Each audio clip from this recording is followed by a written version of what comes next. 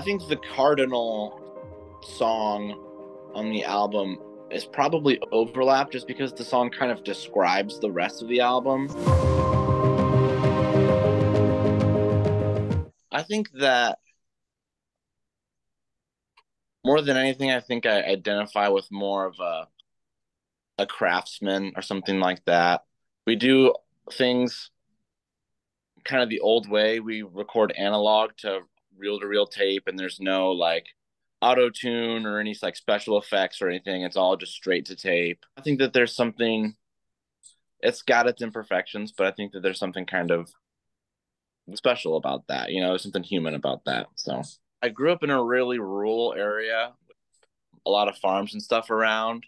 And there I had a lot of exposure to like country music and bluegrass music, learn to play acoustic guitar and stuff. Bluegrass and country kind of opens the door to like classic country, which is kind of like classic. That's not too far away from like Southern rock or classic rock or something. And that kind of gets into more genres that way. And that's kind of what happened with me. In 2019, I moved to Fort Wayne, and the music scene here is a lot more diverse. There's a lot more like indie rock, and because Sweetwater Sound is based here in Fort Wayne, an online music equipment dealer basically, and so there's a lot of musicians here in Fort Wayne because of Sweetwater. It's a really diverse music scene because of that. Being here in Fort Wayne, I'm about 3 hours from a lot of major cities. I'm about 3 hours from Chicago, about 3 hours from Cincinnati, 3 hours from Cleveland, 3 hours from Detroit, 3 hours from Louisville. There's a lot of those cultures are really within our grasp here in Fort Wayne. So I think that, like with this newest release, Ensuring My Uncertainty, there's a lot of kind of overlapping themes and ideas and thoughts, and even some of the chord progressions and stuff point at each other. They reference other songs, or instead of like a collection of songs, it's more of like one woven. I'm really inspired by authors. Like I really love like Virginia Woolf and George Saunders and Kurt Vonnegut, William Faulkner, and things like that. And I really am inspired by a lot of the literary arts as well. So I think that kind of plays into it. Experimental time, I felt like I was still really searching, kind of carve out my sound a little bit more, which is a really, really great and special time. That kind of like coming of age kind of thing. I think it was a good first piece of work. A lot of people's first records, kind of them just figuring it out, All things considered, I think it was a real nice release. I think it definitely helps set a nice precedent for the new album as well. With the first release, it was kind of more of a collection of songs, trying to kind of hone in my sound and my direction. And I felt like kind of as that album concluded, I felt like I was able to zero in on something. I think that first album kind of catalyzed the inspiration for Ensuring My Uncertainty, just by giving me a chance to go in and make something and kind of see what I felt like really worked for me, see what I felt like didn't work for me as well, different strengths and weaknesses. In general, just crafting out an album.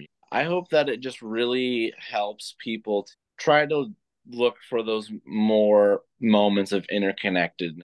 I think the cardinal song on the album is probably Overlap, just because the song kind of describes the rest of the album. There are many lyrics in that song that are mentioned in other songs, and even the way that the songs are ordered, the first song on the album is Overlap and the last song is Victory Lap, so it kind of bookends the whole thing.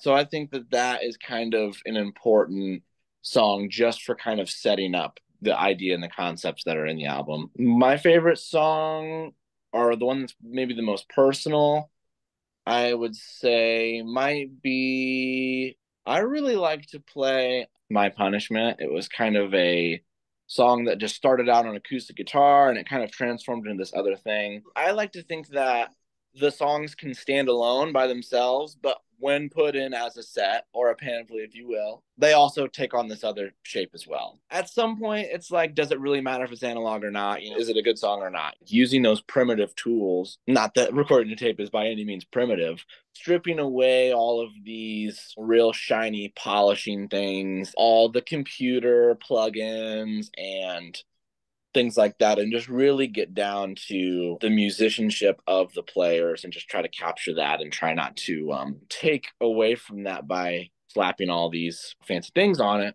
I got vinyl pressed, vinyl copies pressed. That kind of plays into it too. Recorded analog, so spin the wax on your turntable, kind of thing. I made vinyl copies of the first album, and I sold out of them in like under a year. I ordered 3 times as many this time for the new album. The album is really meant to be played from start to finish.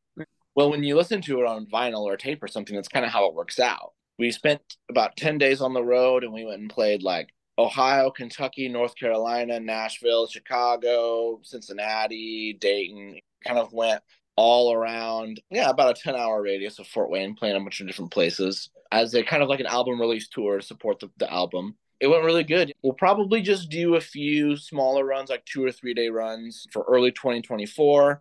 And then we'll likely do a spring or summer tour and then a fall tour. That's kind of what we do is we do a spring tour, fall tour, and then we do like little runs kind of in between.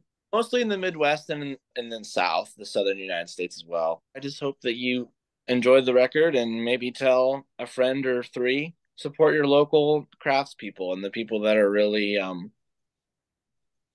making the human noise. So